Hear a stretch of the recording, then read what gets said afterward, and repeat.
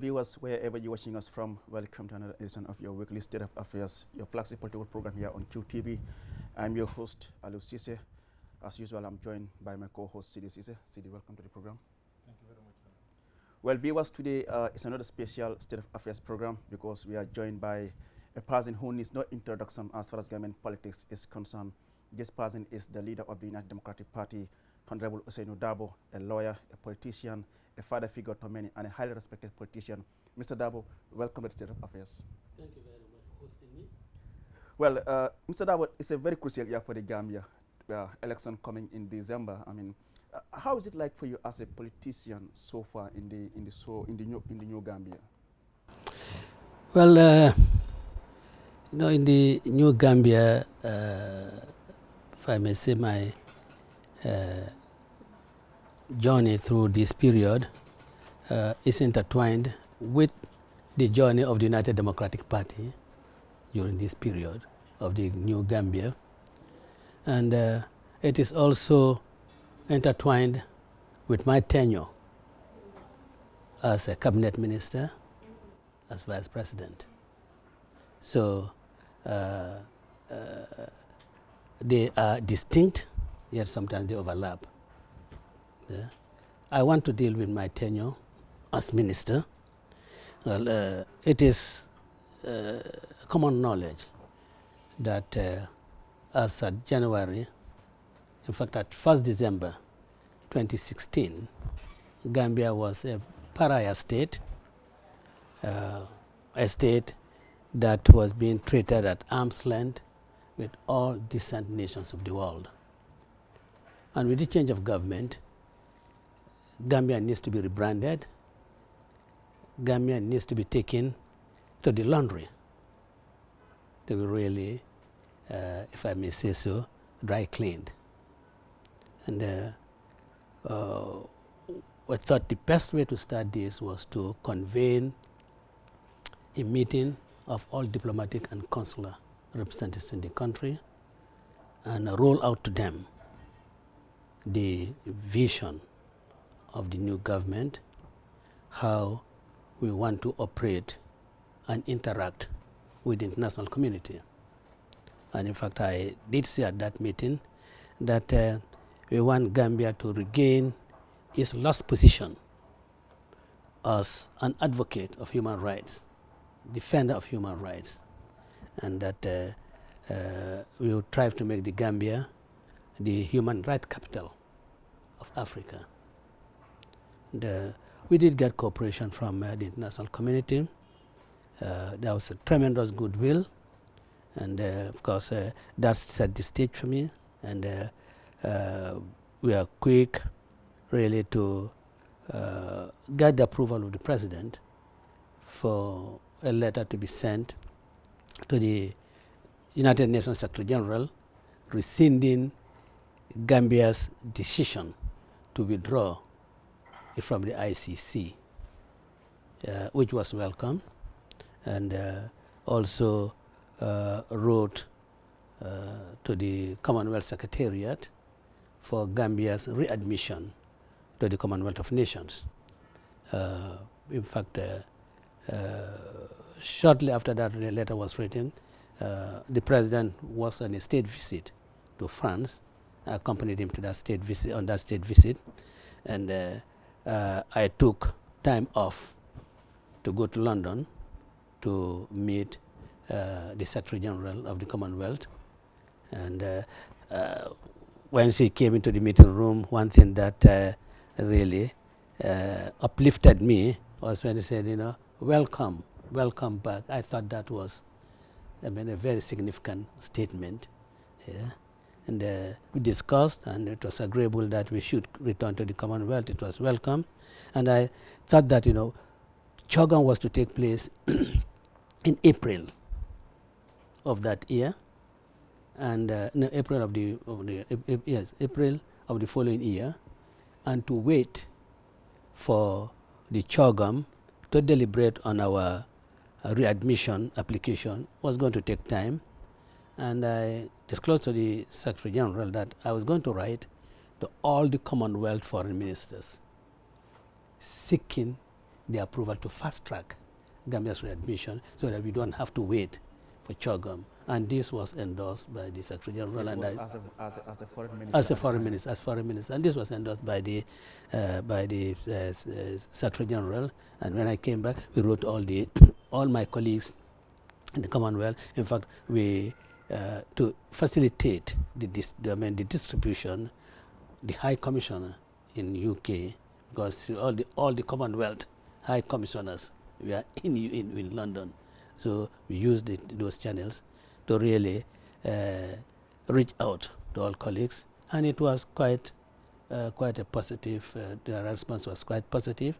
In fact, when I met with some of the foreign ministers who are Anglophone West Africa at the ECOWAS, they expressed their willingness to really cooperate, and so we fast-tracked Gambia's admission so that to the Commonwealth. And I also made sure that Gambia acceded to the APRM, the African Peer Review Mechanism, that one of the AU meetings, so Uhuru Kenyatta, the chairperson of that body, and after making the pledge, I came back home and informed my cabinet colleagues that this is what I have done, and I knew and I believe that no one would really raise any eyebrows because of our enthusiasm, what we believe that the governments must be open, and that governments must accept criticism, that if you have your peer really looking at you as if we are auditing you and telling where your faults are, I thought that that would be welcomed. So it was endorsed, and at the next meeting of the AU foreign ministers meeting, then I submitted and deposited the instrument of accession, and when I came back, I believe I submitted a memorandum to have it ratified by the National Assembly, because this was an agreement which we are making Gambia a party to, binding the Gambia by writ. So that the National Assembly, under I believe Section 79 of the Constitution, has a very significant, very vital role to play in it, and it was also well received. During the same period, as foreign minister, of course, we know that Gambia was to host the OIC, Heads of State Summit. It was in fact supposed to have been maybe in 2019, but for logistical reasons, it's postponed. Now, together with my colleague, Minister of Works, and the Chief Executive of the OIC Secretariat, I went out on a fundraising drive. I went and to various Muslim Ummah states, asking them that this was a conference that was being hosted by the Gambia, but then it is a conference of the Ummah. If it succeeds, the Ummah succeeds. If it fails, the Ummah fails. So that's what I wasn't blackmailing them, but I thought this was really a way of making them make commitments. In fact, on one of the missions, I believe it was Turkmenistan, after meeting the president, he said, okay, go and meet your colleague, and you will furnish them with your bank account, and then you'll see what we can do. And that was very, very, very, very promising. So we got commitment from the Islamic Ummah to help Gambia host this conference of Muslims. And of course, as a member of the OIC, participated very effectively.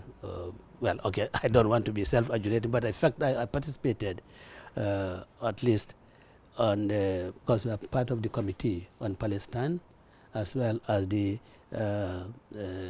Azerbaijan and Armenia problem. Gambia was and we made Gambia's position well known on those fora. And, of course, at the ECOWAS level also, we did our best.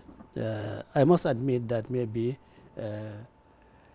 I'm not sure whether it is foreign minister or minister for trade and employment, but I would take that. I would take the responsibility that when we couldn't secure the presidency for ECOWAS. Of course, it was some kind of convoluted argument that yes, but the 4-year period that had elapsed, so this is a new era, so you cannot make this retroactive and so forth and so on. But then, we had tried very much because we wanted the presidency, and we thought that we were qualified to be president of ECOWAS, and we still believe that we are qualified. But I don't think anything is lost, because maybe at the next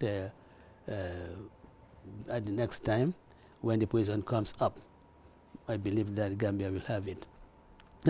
And of course, as when I was vice president, I was very interested in women's affairs. I thought that this was a section of the Gambian community that has been used as a pawn by us, the politicians, glorifying them, when in fact we are not conceding anything to them. So I thought, we really should do this. And I had started coming up with an idea of categorizing, maybe categorizing, maybe not be correct, of discriminating between the female youth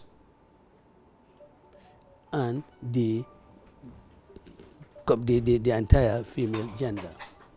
Because I thought that, you want to start building up young entrepreneurs among the young girls between 18 and 35. And by the time they graduate from being young persons, they would have been well-established persons in the business community. We had thrown out the idea with my permanent secretary. We had deliberated on it, and then of course before we could put our vision into practice, I exited office. But that was on the official. But of course, the journey on the UDP side has also been very exciting, and I consider also that as part of my journey. It was 2016 actually, saw us all liberated and all really enjoying the new freedom, or having an opportunity of really building up your party, the support base and so forth.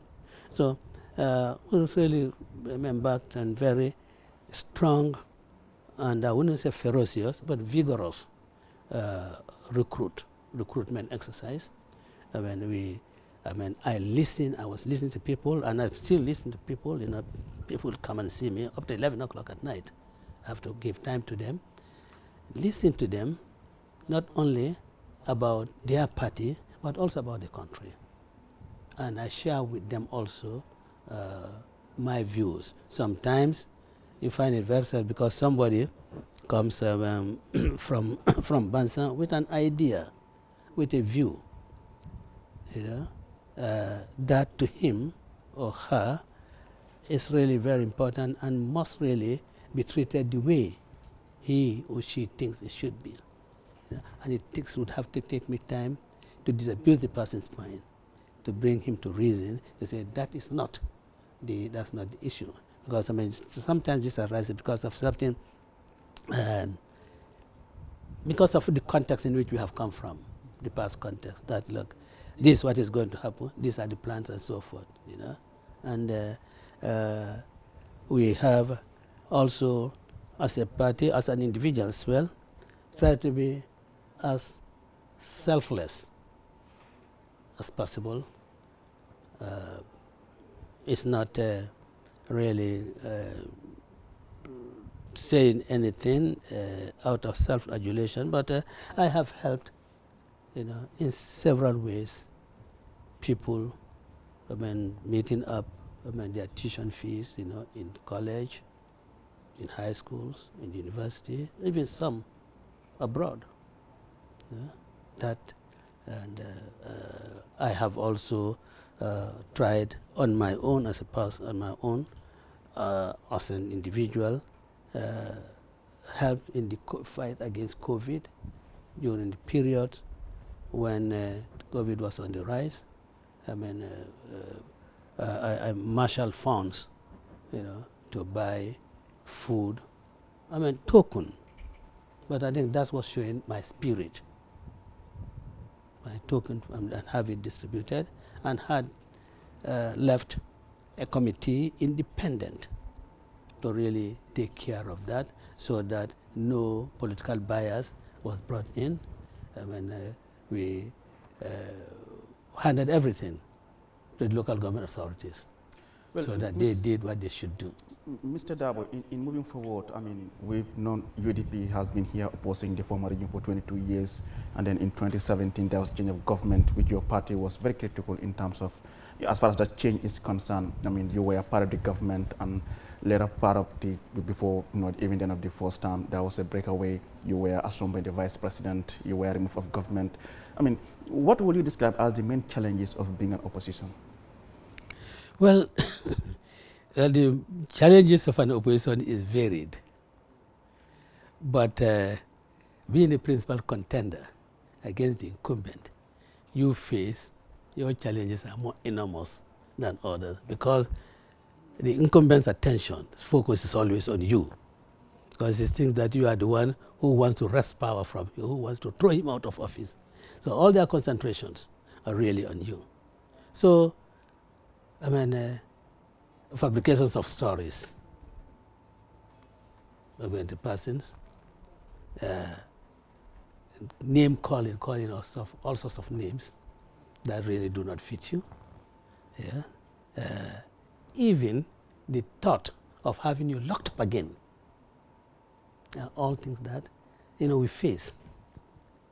The thought of how can we disqualify him for not contesting. You don't hear them talking about how can we disqualify the leaders of other parties from contesting, but always Hussein Dabo, because we are the main contender. So naturally, the focus is on us, and these are challenges we face. And then, and it is challenges that we handle with maturity, and we are really proud that every time we come across any challenge, we neutralize it. The defamations, rampant. But then, except in certain situations, we accept that in African politics, not only African, but in politics in general, some people reduce to a low ebb. And that, for me, it cannot, because in the first place, the profession I belong to will not countenance that. I will not personally behave in a way that will make, members of that honorable profession to start thinking about me. So it's just not the issue of me being, as you said, introductory, an elderly person, but my profession, the ethics of my profession controls me in my dealings, in my handling of these political issues. The legal profession? My legal profession, yes. Because there's one thing that I would never want. Let me lose presidency, let me lose everything. But lose my title as Lawyer Dabo, no, that I will not. So I get guided by the ethics of my profession in my dealings, even in my handling even of political issues. You made mention of people targeting perhaps the UDP because it's the main contendant with all sort of, perhaps unfounded allegations against you or the party. But you said we neutralized them. How do you neutralize them? Well, we tell people the truth. What's happening? They easily see through. They easily see through it. When you juxtapose fabrications and truth, I mean, you definitely recently know. So that's how we do it. Does this in any way affect you as a politician? Like you sit with your family, you hear all sort of things said against you. How does it make you feel as a person? Well, let me tell you now, I had prepared all my family. I prepared all of them to say that, no, you will hear the most horrible things about me. But, you shouldn't be bothered about that. You should accept the fact that all those horrible things have been said about me because I'm in politics, because my opponents do not have anything to say against my agenda. So they have to come from me personally. But this, you have to accept. I know sometimes it's difficult for them to accept. There have been 1 or 2 occasions when my children, my cousins, my younger brothers, when they were really very hot, very upset, and wanted to come and tell, look, nobody can fight my own cause. If a cause has to be fought, I will do it myself, not you. Yes. Yeah. And now December is approaching, a very crucial election for the country. UDP is very confident of winning the next election. But then, I mean, we know this is a process. I mean, voter registration is very important as far as election is concerned. What's your view on the recently concluded voter registration? Well, let me take this opportunity to congratulate the 900,000 plus Gambians who have gone out to register. They have really lived up to expectations. They have shown that they are good citizens. They don't want to be left out in determining the destiny of this country. Whichever way they vote, they will be determining the destiny of this country. So I want to congratulate all of them and to further urge them that we should just not stop at registration. But on the 4th of December, they must also go out and vote in their large numbers. It doesn't matter, for me, it doesn't matter which party they vote for.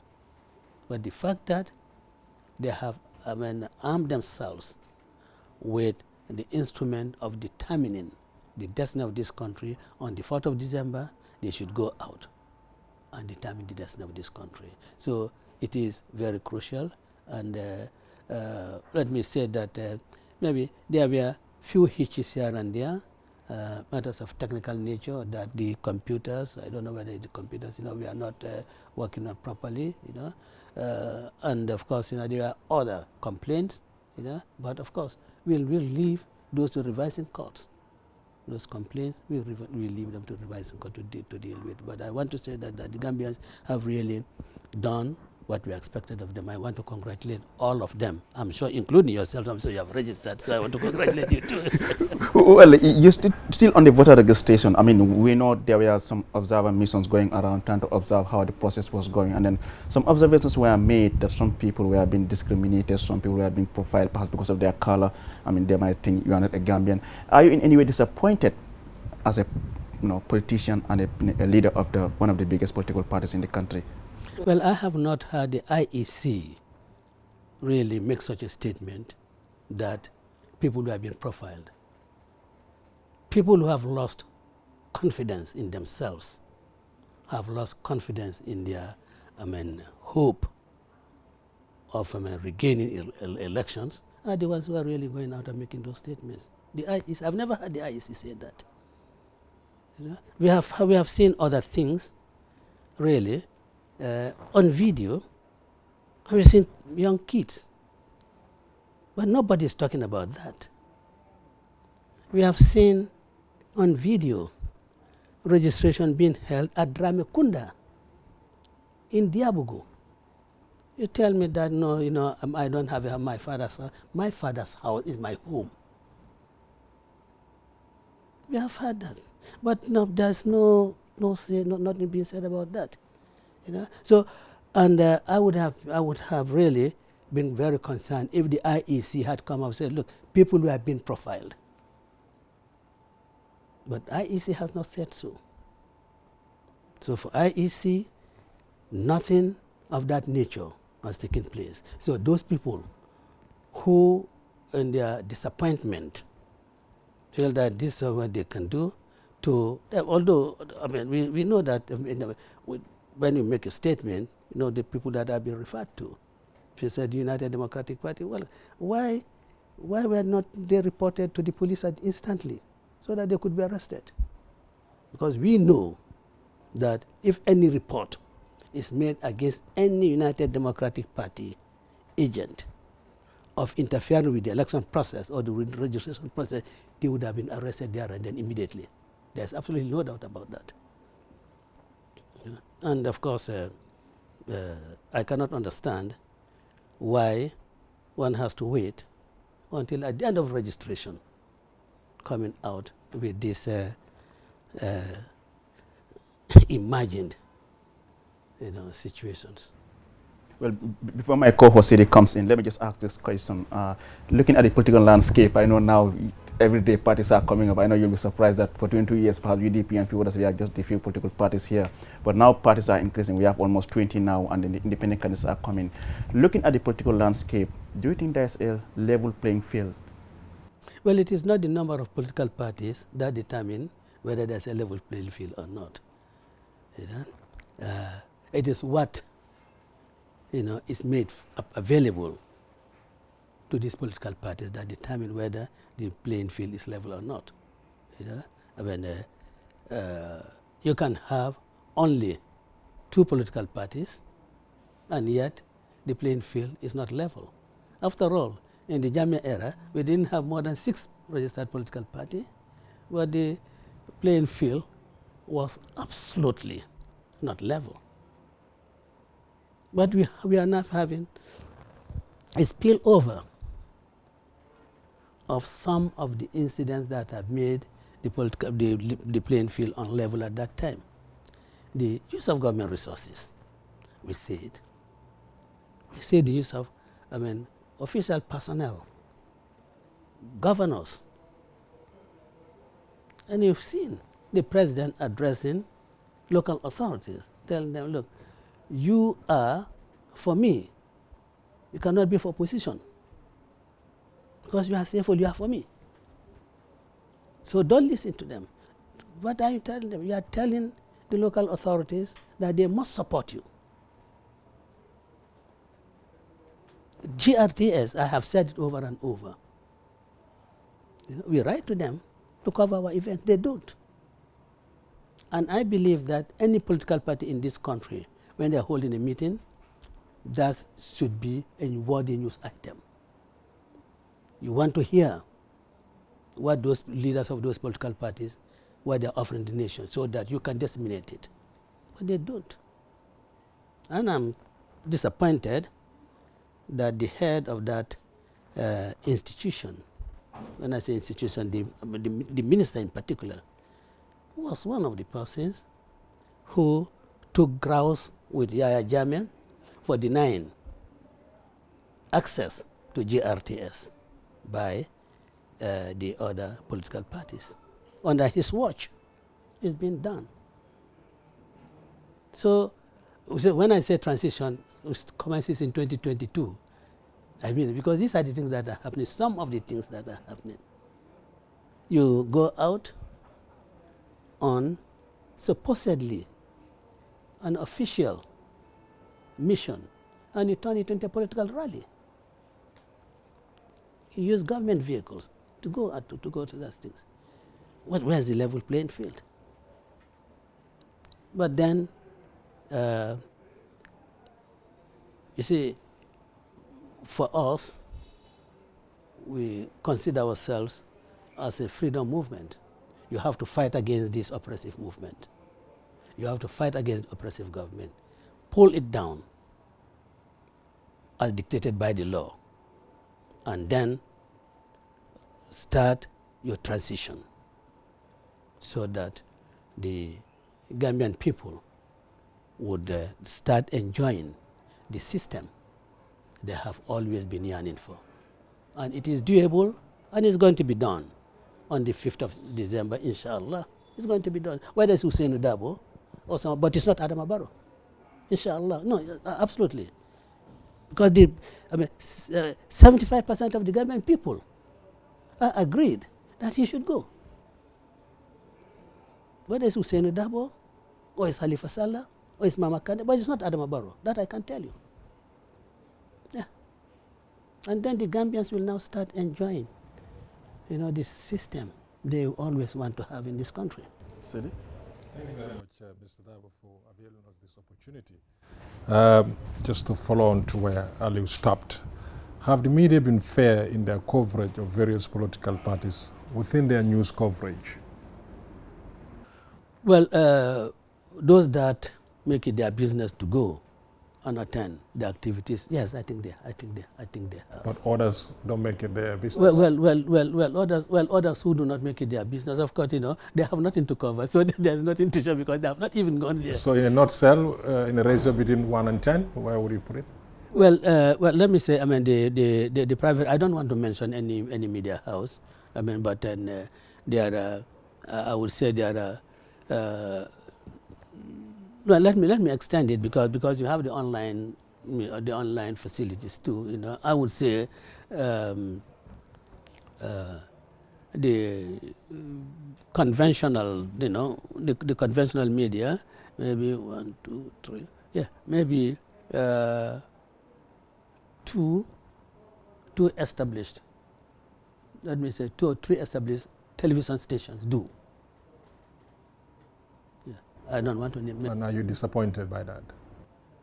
Well, I'm disappointed by those who do not really cover the events of the opposition, or at least the events of the United Democratic Party, and they do not have it as part of their news items. You talked about by December 5th, not Adam Barrow, somebody else. 75% of the Gambian population have agreed that it's not going to be Adam Barrow. What is at stake as far as this 4th December 2021 election is concerned? What is at stake for the Gambian people and for United Democratic Party? Well, what is at stake for the United Democratic Party is what is at stake for the Gambia. And what is that? And what is at stake for the Gambia is a leadership that is sensitive, a leadership that is responsive to the problems of the country, a leadership that will take decisions not taking into account political expediency. Because you could take decisions that politically can hurt you, but in the long run, they become beneficial to the entire country. And you who has taken that decision, would have left, for the nation, a legacy that you could be proud of. You didn't care what consequences your decision would be for you politically. But what you are concerned about is what is going to be the effect of this decision on the general welfare of the Gambian people. Can you help us with one of the decisions that you have seen the present government or the present leadership have done that is not for the interest of the Gambian people? Well, when the COVID, in the first place, we call it COVID-19 because this disease, this pandemic, started in 2019. And any responsible government would put in place plans to really combat it, plans of how to meet the devastating effects of this pandemic. We leave it until March of 2020, and even March 2020, we are unable to take any decision. UDP, we closed down all our political activities before government announced. We closed down all our political activities. We also postponed our fundraising because we thought, getting such a huge crowd would not be in the interest of the nation. But they were really organizing all their meetings all over the country, preparing the launching of the what they call NPP. So that is responsible. For UDP, when we took that decision, our general membership did not like it. They were saying, why should this happen? After all, our opponents are doing this. They are going about doing their political activities. We are sitting there, we are not doing anything. I said, but look, I do not want to have any member of my party die of the COVID. So I want to do everything possible to contain the COVID, to make sure that its spread is contained effectively. And after all, many of them agreed with me that that's what we should do. It was the responsible thing to do. Earlier on your response to my colleague Ali, you talked about 5th December 2021, we'll see a system change. Can I know from you what happened 2nd December 2016? What form of change was that? The change that you were a part of? Well, the change that my party really was part engineered, was a change in the system that we wanted. But it turned out not to be a change in the system, but a change in the post guard, the sentry post. There was a change at the sentry post, but not a change of the system. And a change of the system, will really, ensure that you have a completely neutral civil service, that the abuse of incumbency will never arise, that political parties will live on their own resources, not on the resources of government, whether it is human or material. This is really what was wanted. After all, changing of the laws without them being implemented is of absolute no value. You can have the very wonderful text of the law, but when there's a lack of the political will to implement them, then the beauty of the text of the law is useless. So it is the change in the system that we really want. It is a change that will be beneficial to the Gambian people. We certainly want to ensure that the economy of this country works. We want to make sure that government spends, but should spend responsibly. Expenditure that will really have impact on the lives of the people. You really want to have expenditure, I want to see billions put in agriculture. I want to see our healthcare system completely revamped. I want to see the Mansakonko Health Center upgraded. I want to see Basse Health Center upgraded. Karantaba, Brikama, look at the population density in West Coast region. Not a single hospital. You want to have that health center upgraded. That will be the change that the Gambian people really yearn for. It's not. Finally, before I move to my colleague, you talk about this change, but others who are your critics would say you were a de facto leader from December 2nd, where Adama Barrow, the president of this country, looked at you and said, "You are my father." Where the president of this country looked at you and said, "You are my political father." So, let me tell you, if for example, you are disagreeing with what actually had happened, or the change that you envisaged has not manifest, do you have any regret in that? I do not have any regret. I would have had regret if what you said was in fact the truth. When Adama Barrow said I was his political godfather, then I was in prison. He used us as a campaign tool. Usen dawalon famati. Ni fa fata isi kumbo. by Nala Korda Teta, Ila Barakanta Yalod. I was in prison.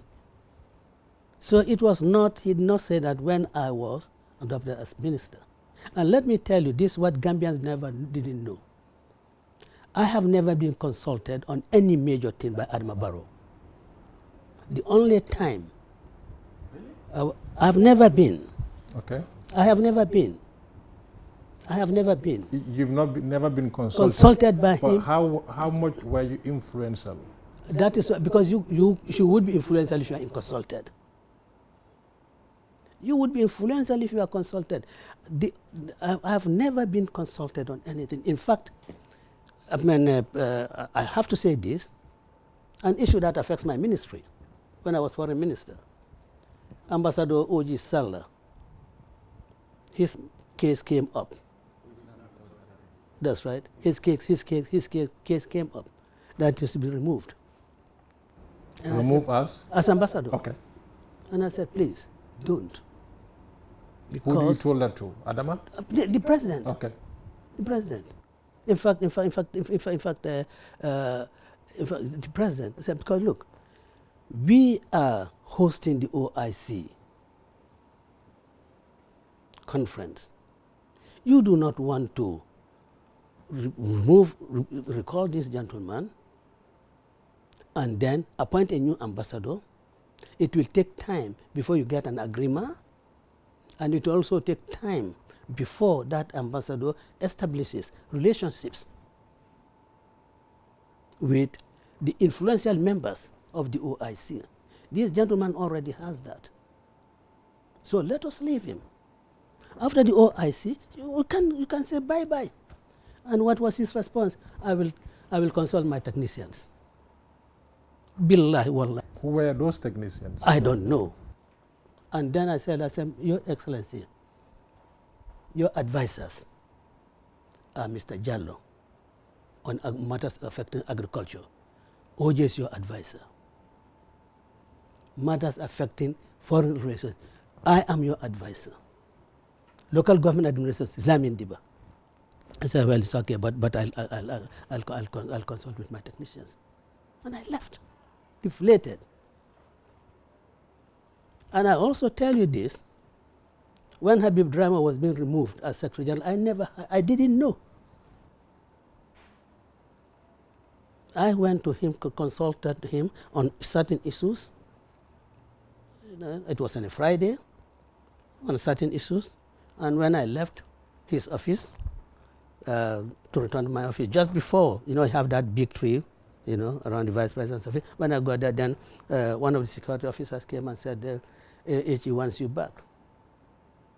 I went back. I said, well, I've taken the decision to really relieve Mr. Drame of his position as Secretary General, and he gave reasons, and okay. I said, but I don't think this is the right time. Tomorrow, you are going to China for the FOCAC meeting. She is the head of the technical team. If you remove him now, who is going to head that technical team?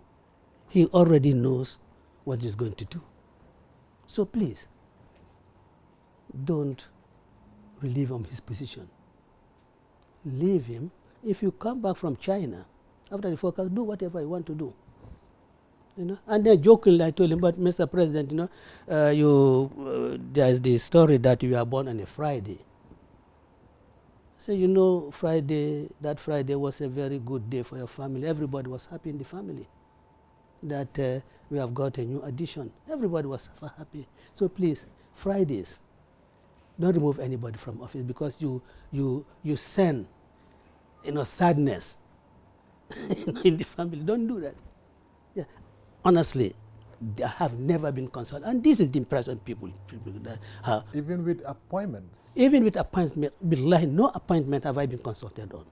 I made recommendation for appointment in the Foreign Service, and they were accepted. But I have never been consulted on any other appointment. But Mr. Dabo, why wouldn't the president consult you, as you said, at some point, Foreign Affairs Minister, and later part as Vice President? Why wouldn't he consult you? Why he wouldn't consult me? I think that should be a question for him, not for me. as foreign minister, the recommendations, some of the recommendations I made for appointments, and they were not my appointments, they were recommendations. He could have rejected them. Just as he told me that, OJ Sala, I'm going to consult my technicians.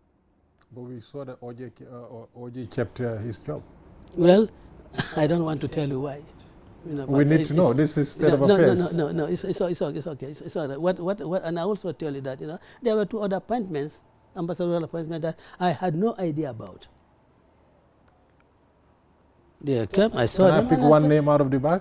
Ablai Bojang in South Africa. Yeah, Many said. Ablai Bojang. I recommended him, and I do not have regrets for recommending him. Look, we have to be right. We said we want an all-inclusive government.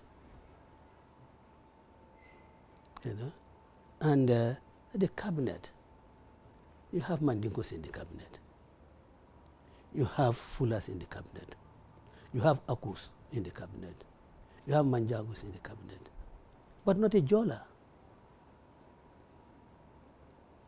And for me, Ablai Bojang was a fit candidate to be appointed as ambassador. And reason is because a member of the National Assembly under Jammeh had disclosed to me that when the emergency, when the state of emergency was being, Mr. Bojang took steps to abort it.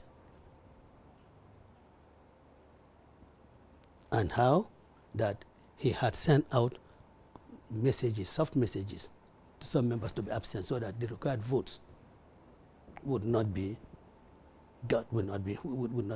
That in his capacity as a speaker then? Yeah. You know, he couldn't come out in the open and say, please don't come. But I understand he has sent out those messages. You know? But then someone leaked it, and then, someone another person who was very enthusiastic to have this state of emergency declared, told the president that this is what Mr. Bojang did. Probably, if Jammeh had stayed, probably Mr. Bojang would have paid for that. But I thought, I thought he was really someone, who I believe could be, a representative of the Jolas in government at that level. Although my preference would have been to be in the cabinet rather than being in the diplomatic service. Did Mr. Bojang return similar favors at the earlier phase before their cabinet, their parliament wrapped up, when you made several amendments in terms of the age gap, the upper age? I'm sorry, I did not make, again, this is the fallacy, Again, this is the fallacy. I guess you know where I'm driving to. Again, this is the fallacy, If that, after that amendment was made, if Hussein Dabo was immediately appointed as vice president.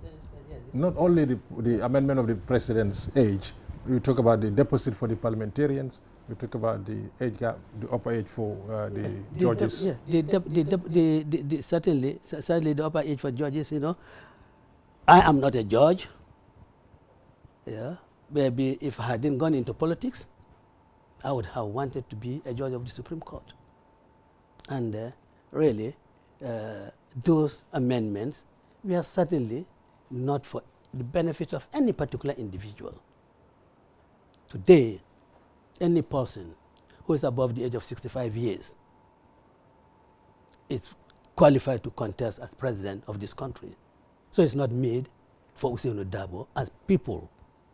And in fact, the media sometimes, falsely project.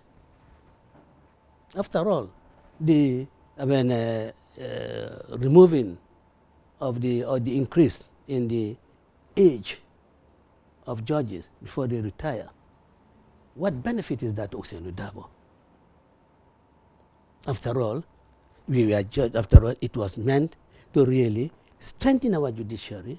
People who were capable in their youth, they are still young and they have a lot to offer, can continue to serve as judges. In fact, one of the celebrated English judges was a judge up to the age of 80 years, Lord Denning. So if you increase the age to 75, you want to say that is Ousainou Darboe. But if it is Ousainou Darboe's doing, I think we've done something good for the country. That is why we still have some judges who have served in some other Commonwealth countries, Gambians. They are still part of our Supreme Court. If it was me, well, I accept, and we say that we have done good for this nation. We have opened up the door, for every Gambian who is 80 years to be able to contest as president in this country. But then you don't have a single parliamentarian in the assembly. The coalition did not have. So one thought what has transpired in the assembly with the majority APRC, the reward for Ablai Bojang was to be an ambassador.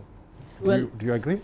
Well, I don't agree. I don't agree at all, because that was done after Ablai Bojang was appointed as ambassador. In fact, this bill that we are talking about came in after this national. Ablai was the speaker of the assembly at the time. Ablai was the speaker. Yes. But certainly it had nothing to do with it. Okay.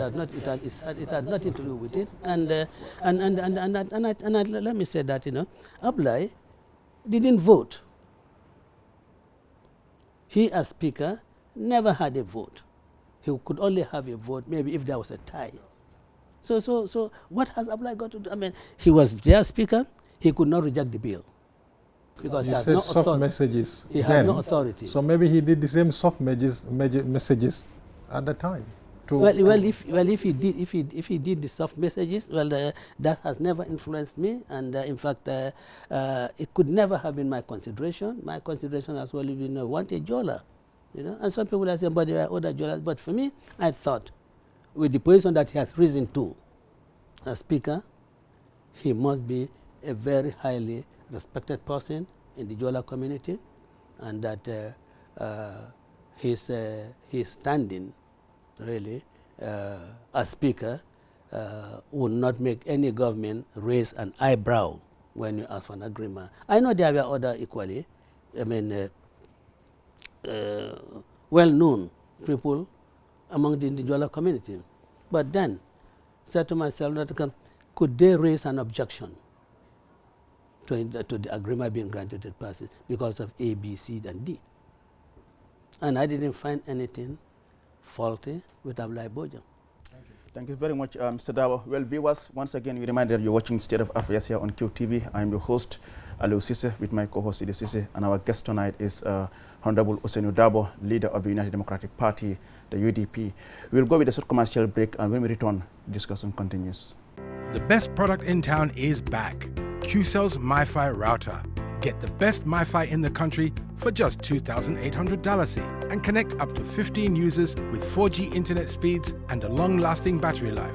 So rush now to any of our customer care locations and get the best for less while stocks last. For more info, call our customer care on 111. QCell, Senior Boss, the Gambia's quality network. We innovate, others follow. Welcome back, viewers, from that short commercial break. Once again, we remind you that you're watching State of Affairs, your flagship political program here on QTV. I am Aliou Cissé with my co-host Idi Cissé, and our guest is Honorable Ousainou Darboe. Well, Mr. Darboe, before we go on the break, you were talking about the issue about trying to see how best you can revamp and upgrade the health facilities, the agriculture. We have seen recently your party have come out with a 5-point agenda that you are trying to sell out to Gambians as to what UDP intends to do if you win in December. How are you going to do this? Well, in the first place, you have to get a team that is committed. And I think we can easily put together a very efficient, willing, and result getter team that will do this. Of course, all these things would need enormous financing, and we will, of course, produce. In fact, probably within the first 3 months, we'll produce a national development plan that is saleable, that is pragmatic, in effect, and that will address this 5-point agenda, because we are going to put people first. And certainly, wherever you have a policy that puts people first, its implementation really does not meet much difficulty. And that is what we're certainly going to do. We know that with a weak economy, there are certain things that you cannot really do out of your treasury. And of course, also, there are certain things also that you cannot be too dependent on others. Yeah, because I was coming to that point, because the 5-point agenda here is looking at youth employment and empowerment scheme. We have education, skills and training, nutrition, agriculture and food security, public health security, pandemic preparedness, containment and social protection. And 5, we have energy and digital infrastructure. This will require a lot of resources, Mr. Dawo. Absolutely. It will require a lot of resources. That is why we'll come out with a national development plan, and with that, we'll be able to access sufficient funding to take care of this, to take care of this agenda that we have set for ourselves. It is not an agenda, that really is looking at cement and bricks. It is an agenda that is addressing the human being, the human capital, uplifting the livelihood, improving the living conditions of the ordinary Gambians. That is what this is aimed at. The digital infrastructure, really, in this modern age, economies, in many countries are really based, on technology.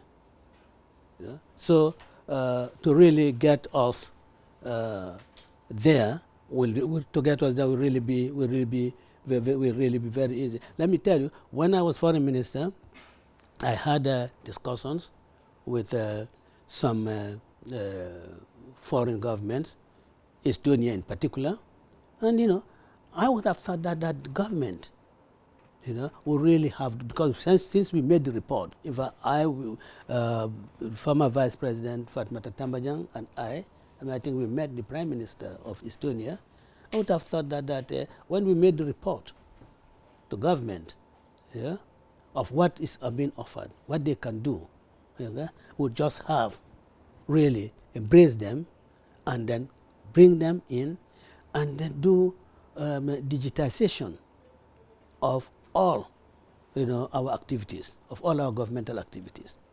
And of course, get the proper collection of rates and taxes through this system and other forms of payment. Really, I think we could have done it, and build the base for it. And so we really need committed leadership.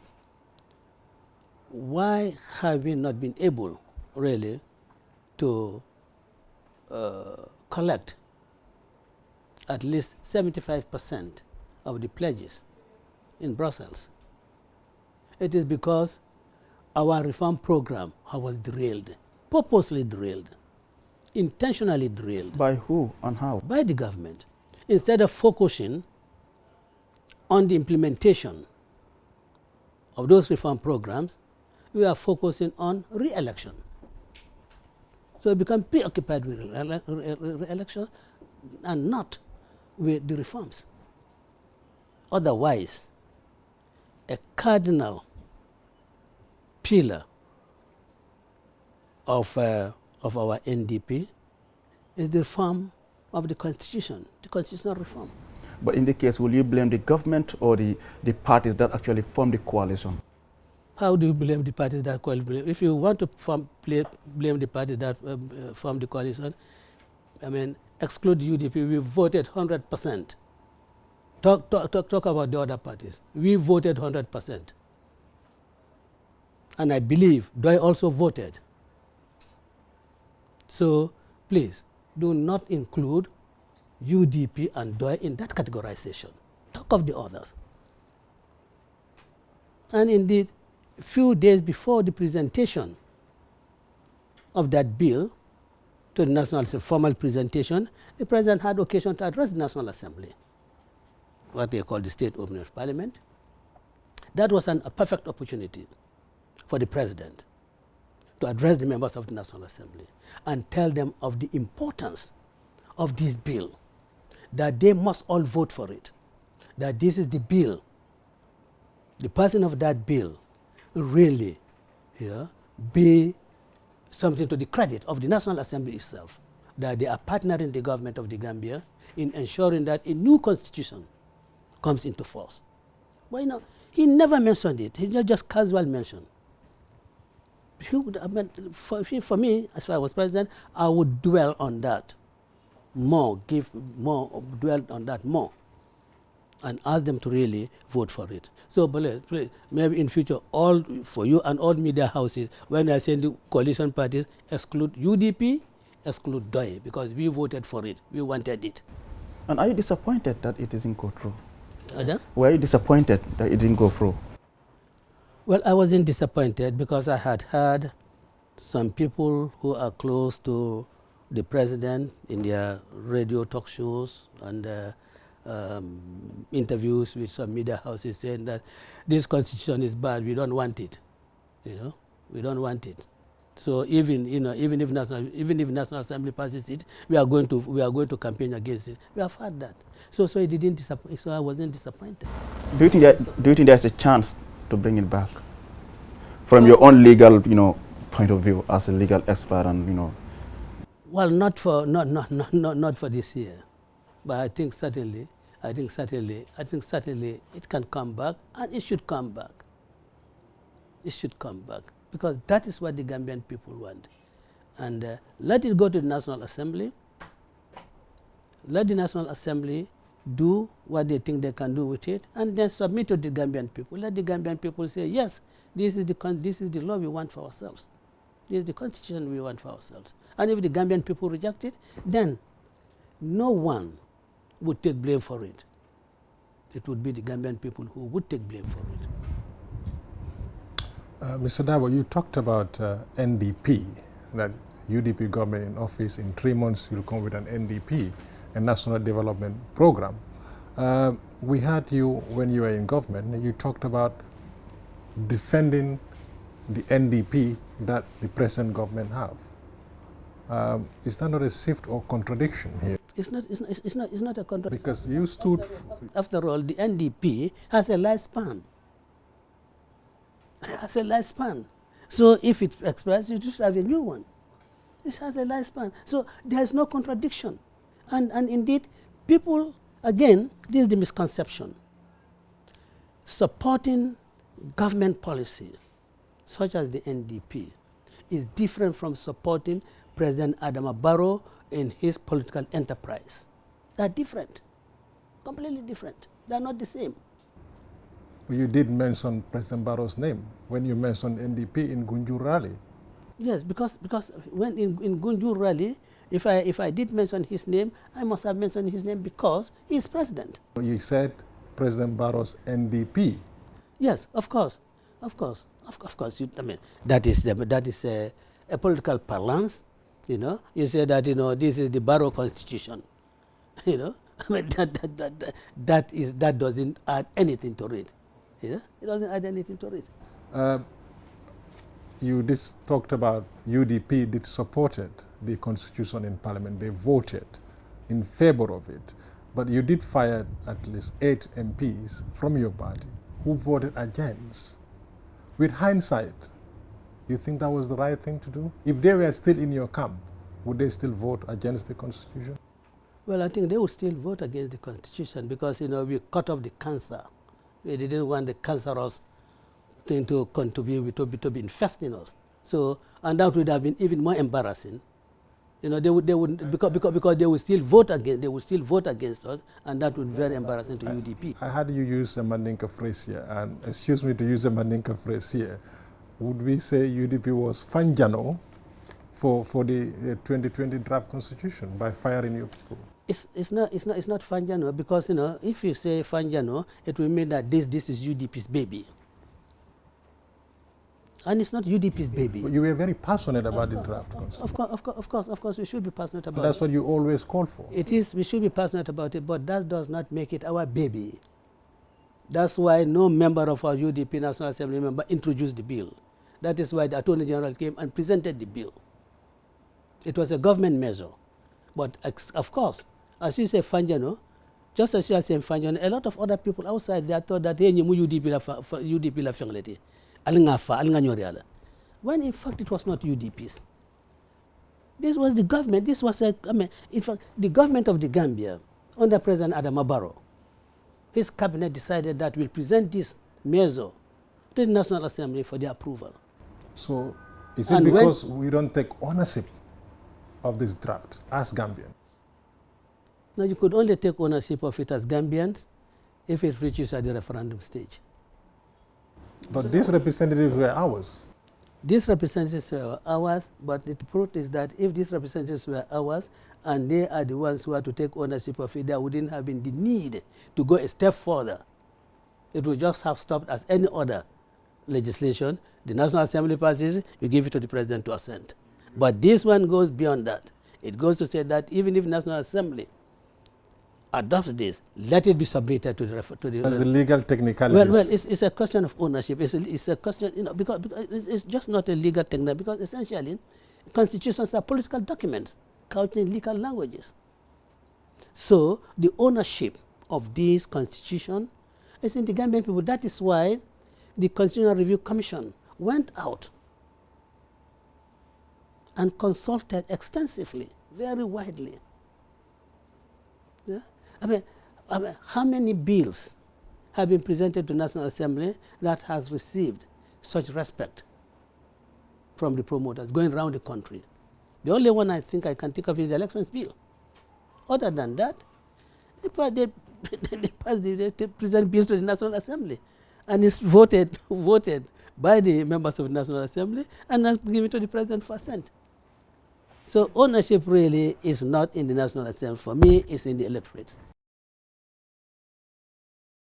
Were expelled by the party.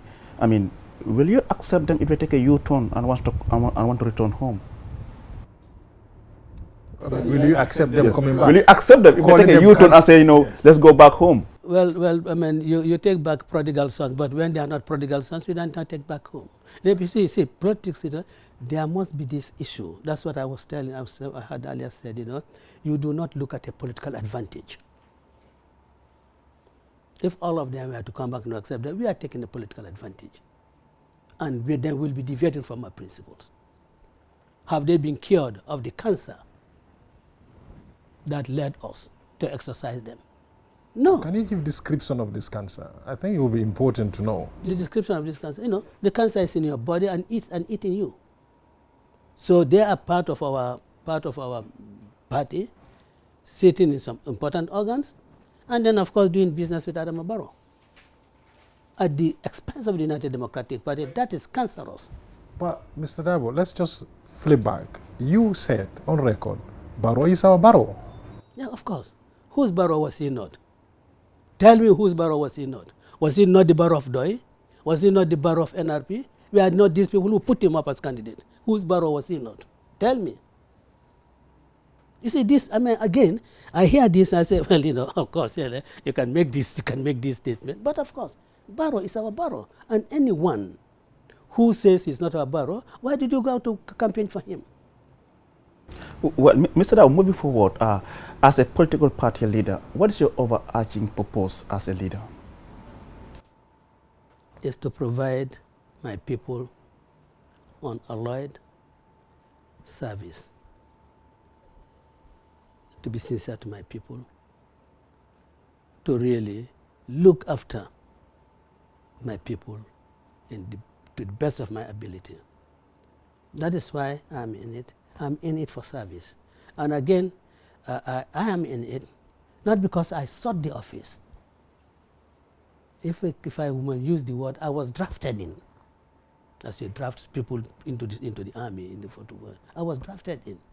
I was drafted to serve, and I still have that fire in me, which I had in 1996, to serve this country. Many sees you as the uniting figure of the UDP, that Ba Hussein, as they will call, Ba Hussein Dabo is the uniting figure of UDP. I mean, you're growing old now. As I said in the intro, you are like a father figure to so many people. So many people look up to you as a young politician. Is there any succession plan in case, you know, you choose to take a back seat and just, you know, quit politics? Well, let me tell you this. If I may just say this, I want to put us, I want to put ourselves in a very, very good light. You know, the UDP is like the Catholic religion. Any Catholic is entitled to be qualified to be the Pope. So any member of the United Democratic Party is qualified to lead the United Democratic Party. But of course, we know, just as in the Catholic religion, you have the cardinals, you know, you have the conclave of the cardinals. So do we have our executive? You know, I mean, the body leaders amongst the executive. You know, we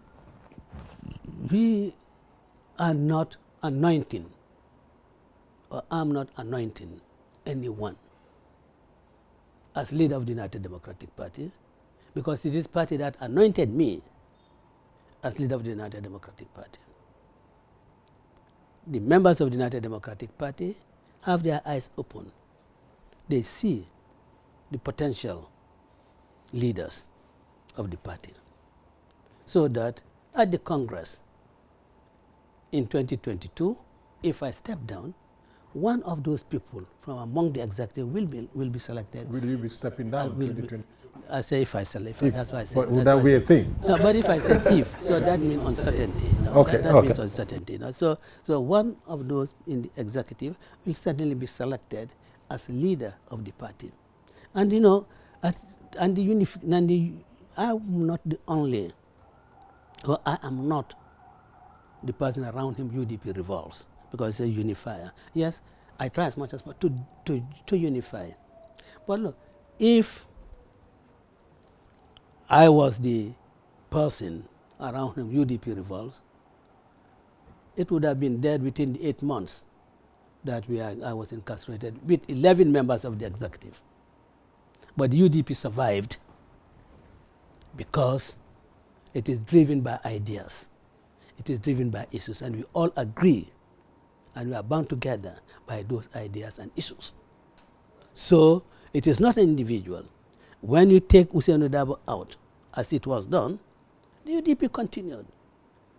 And it continued, played very effectively, played its role, its part in the struggle against Jammeh. So let us forget about Hussein Dabo. I want the Gambian people to understand that it is not Hussein Dabo, but it is the ideas, the principles on which the United Democratic Party is founded. If not, what we had gone through, the trauma, the physical and social trauma that we have gone through in the past 20 years, the party would definitely, you know, have shattered. But no, we are bound together, you know, by principles, and inshallah, those principles will continue to thrive, and in fact, they will even grow bigger. As you said, the party doesn't just evolve around Hussein Dabo. But what do you look out for in people that you really want to have in your senior team, in the executive? What do you look out for? Integrity, honesty, humility, and of course, you must be patient and accommodating. Thank you, Alu. Mr. Dabo, we are aware when it comes to politics, money is very important. Campaign finance. After 2017 National Assembly election, the EU Observer Mission report expressed concern over what it's called the absence of any meaningful regulation of campaign and political party finance. How does the UDP self-regulate to restrain from undue impact of money in electoral process? Well, fortunately, everything we do, we have it, I won't say televised, but we have it recorded on video. Just now, I was receiving a donation, that's the money there, a donation of $100,000. Was this from Gambians? Gambians in diaspora. They are sitting outside there. One of them you say you want to interview. Oh yeah. Gambians from abroad. Okay. No, not from any. And then we issue receipts. All right. Every single butu that comes in, that is donated, we issue receipts. Our Congress was funded by Gambians in diaspora and other well-meaning Gambians in this country. And in fact, we we set a bar high for holding of Congress. And after that Congress, you can see other parties also try to do the same thing. You mean you set a standard? Set a standard. Okay. And what was that standard? Well, that standard was, at least, the optic has to be super excellent. Okay. And but you didn't have the stadium, course, did you? Huh? You didn't have the stadium. Was that not the biggest standard? No. That was not a Congress. Okay. That was a that was a long. That was a political rally. Yes. And of course, we also made sure that there was enough hand sanitizer. And we saw other political parties do so. We never allowed anybody into the hall without a mask. So I think and all these things were funded by Gambians, and we are very grateful to them. Last week also, we received $300,000 from Gambians in Wisconsin. So we have chapters all over, even Australia. We heard about the election bill. You talked about the draft constitution that have gone around to the Gambian people. With the election bill too, similar. They've spoken to the people. What do you make of the election bill? Would it be passed in this election year or in this election cycle? The present election bill that have been validated? Well, I am not sure, even if it is passed, whether it can really apply to the presidential elections, because you have the ECOWAS rule that 6 months before any elections, you cannot change the electoral laws. You have that. So I am not sure whether, even if it is passed, it can really apply to the presidential elections. Already, the ordinary session of the National Assembly has come to an end. I have not heard of any plans to convene an extraordinary session of the National Assembly to deal with this bill. So the thinking is that it will go to the next ordinary session of the National Assembly for deliberations, and then of course, and that is very too close to the presidential elections. It's a shame. Probably, this was probably one of the bills that a certificate of urgency could have been issued, so that it will be imagination for it to happen, because it talks about both the president's election and the National Assembly election being held the same day. No, that was the Constitution. Okay, sorry, that's the Constitution. Yeah. But on the very election bill, still on that, are you utterly disappointed? Because you've always talked about electoral reform. For us to see 5 years of this transitional government, I'm not making any proper reform as far as electoral laws are concerned.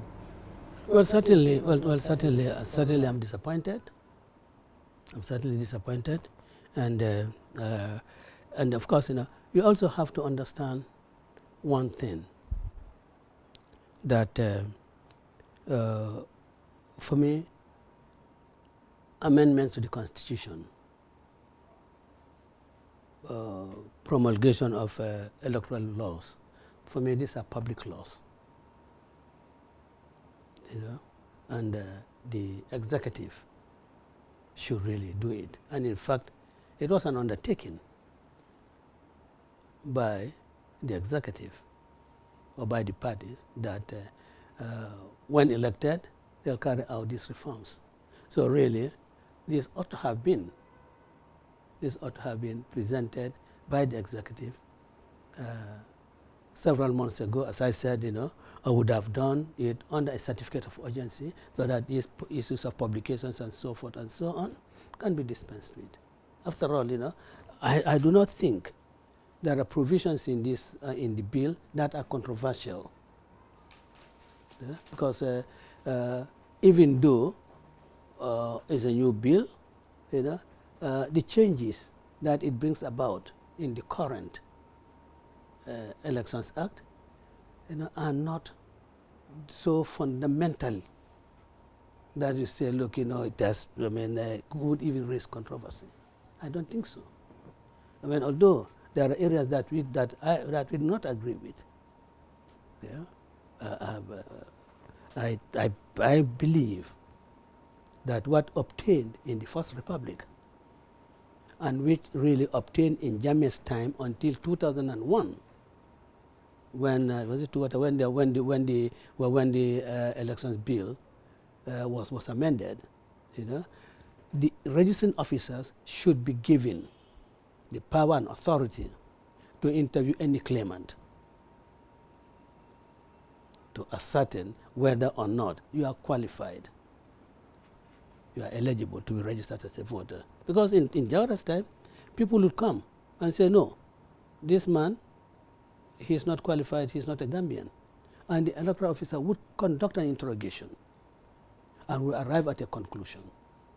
If he decides that, look, the objection being taken is baseless, he issues you with a voter's card. And then you, the person who had objected, can go to a revising court. And if you present yourself and he rejects, after interrogation and he rejects you, you can go to revising court and appeal against your rejection. But then, you know, he had that. So that it was not an issue of you bring this. Because how many people have Gambian passports and are not Gambians? How many people have Gambian national identity cards and are not Gambians? I have got voter card of someone who is not a Gambian, and I've got also the person's national identity card of the other country from which the person comes from. So the fact that the person is in possession of a national identity card, it just raises a presumption that you are Gambian, which I think can be rebutted through, questioning. Because and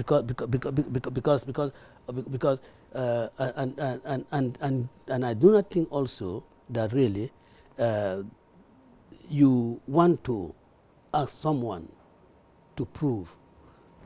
Let's take this example. Let's take this. You know? The Honorable Speaker of the National Assembly, should she go to a registration officer and say, look, I'm a Gambian, produce a document to show that. I think you produce documents when your eligibility is in doubt. And then you produce a document to say, look, you know, I'm qualified. In fact, I did tell my big brother at one time, the late Omar C. I was discussing this. I said, look, it's ridiculous. You, Mr. C, for you to go, Basse, to get registered as a voter, and then you have to produce a passport or a Gambian national ID card from Basse. Is that not ridiculous? So, it's a check. But I think, you know, it's been taken to its so it's an absurdity, because you are all proceeding on the assumption that I'm not a Gambian, so I'm going to prove that I'm a Gambian. So I have to go with my passport. I have to go with my ID card to prove that I'm a Gambian. About the issue of attestation, what's your take on the recent ruling regarding the mayors of Banjul?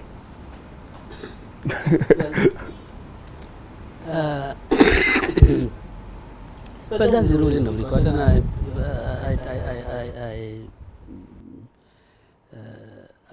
I'm not sure, you know.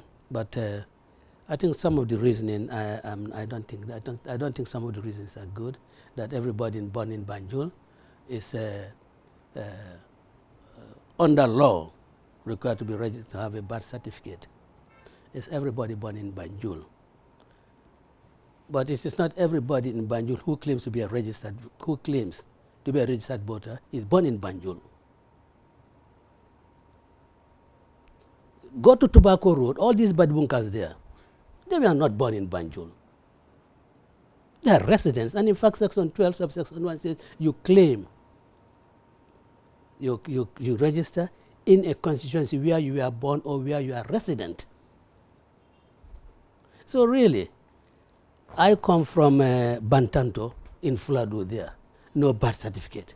Even people, you know, in Bansang, they don't have a birth certificate. I'm in Tobacco Road.